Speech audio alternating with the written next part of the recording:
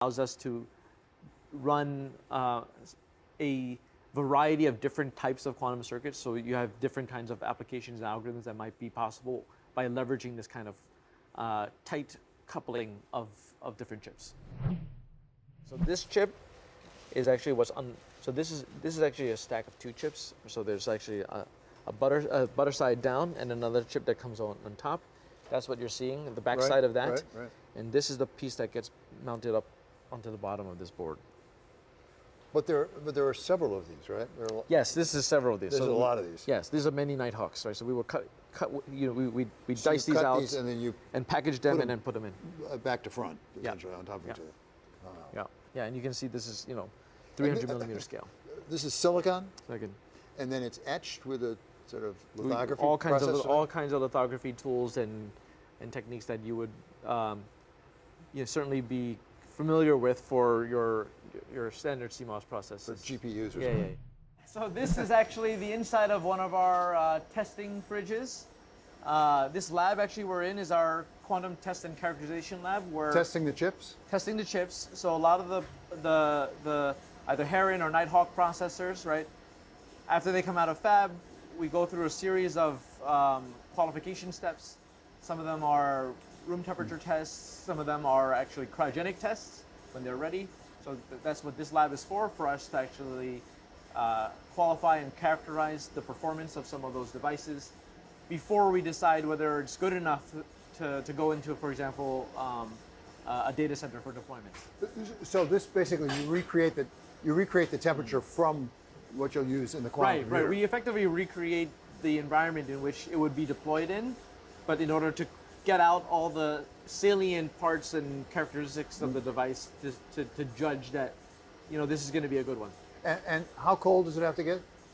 15 millikelvin, right? So Okay, so explain that to those who don't think in Kelvin normally. Yeah, you don't think in Kelvin. I guess 0 Kelvin is absolute zero, right?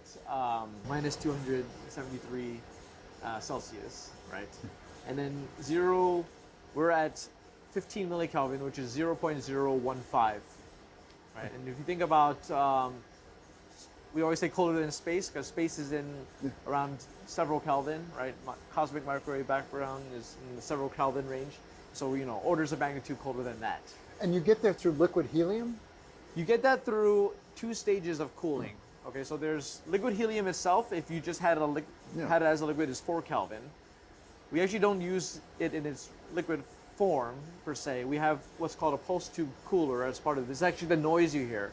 It's driving a compressed circulation of helium.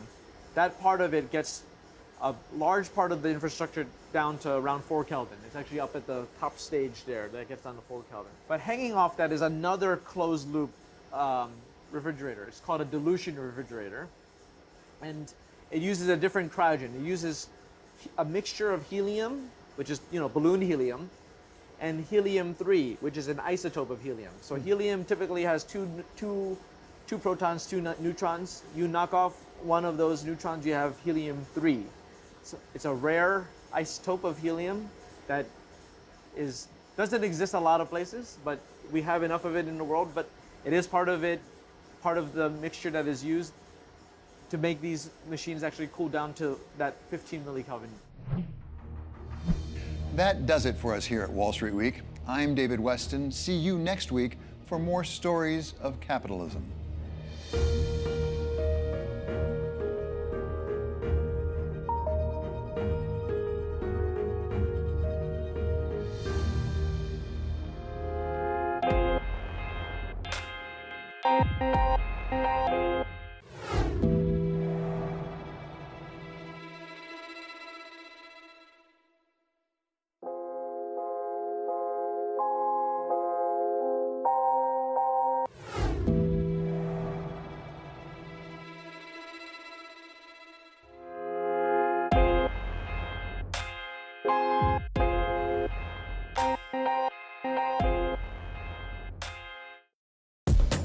Join us for Startup's monumental 12th season. Imposter syndrome, self-doubt. We were eating a no for breakfast. We're eating dough for lunch. There's a lot of times I wanted to quit. What an opportunity to do what you love for a living. It's so unusual. This is Startup.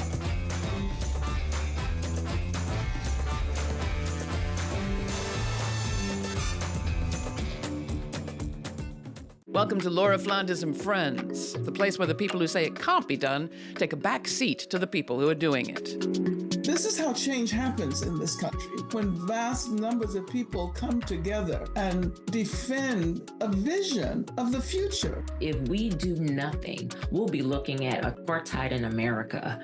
Learning about the past has really no value if you're not going to apply it for a better future.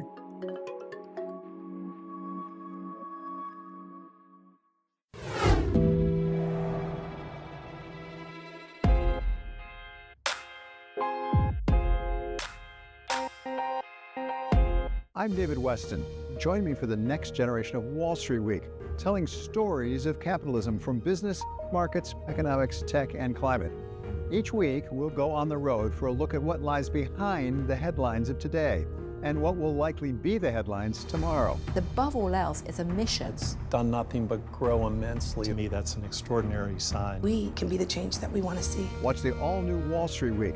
More than what you need to know, it's what you need to think about. Live from London, this is BBC News. Live from London, this is BBC News. Live from London, this is BBC News. Coming up, we have to get through more and more people. This camp seems to grow every day. Packed with people who've left their homes seeking shelter from the cyclone. America's longest war. Did you feel? History's going to write this story. It's now so difficult to predict what happens next. BBC News. Next time on Stories from the Stage, Family Recipe. They looked at me, about to pour 400 degrees oil on top of ginger and scallion, and said, "We're calling the fire department." She gave me my coat hanger and a little ball of dough. You rolled it around the coat hanger, you pulled it out, and you had one fusilli. I was elated to see my own smile mirrored back at me, bouncing off the blades of my very own set of chef's knives.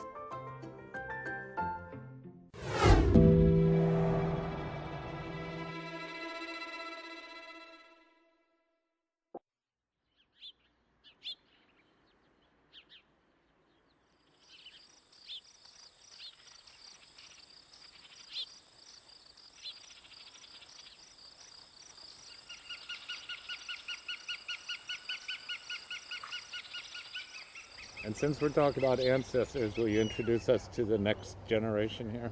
I'd like to introduce you to the next generation, Mwekma, which is my son, Lucas Tuheshte Ariano.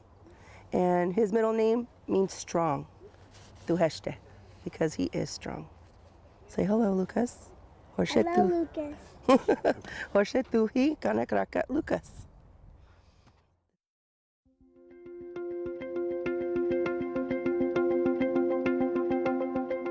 Today, Monica is taking her son Lucas on a field trip to Mission San Jose to learn about the history of his Ohlone tribe, the Mwekma Ohlone. Lucas is old enough now. He's ready to learn about his past. He knows he's the proud descendant of the Native Americans who first lived in the San Francisco Bay Area. He's an Ohlone, a Mwekma Ohlone. It's time for him to understand. At the mission, they will learn about the Spanish invasion of California. In the late 1700s, the Spanish crown made their forays into California. They built their missions and baptized thousands of Native Americans, who then perished in great numbers from disease and hard labor under the Spanish Church.